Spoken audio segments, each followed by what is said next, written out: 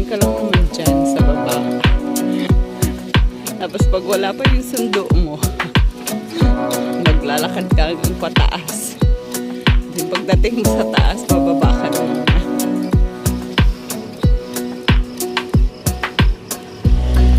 Yan na yung nilakad ko. Akala mo ano lang, malapit, malayo pala.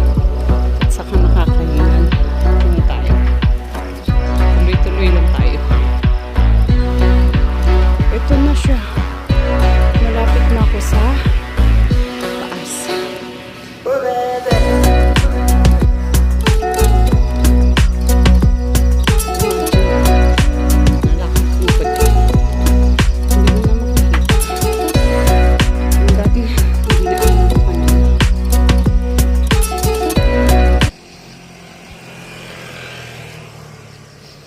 Ito yun.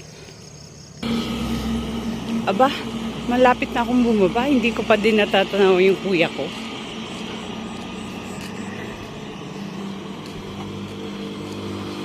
Hindi din siya. Ito pala guys, yung sa baba niya. Yes, malapit ka na dun sa may Katiklan Airport. Tapos, facing siya ng Boracay Island.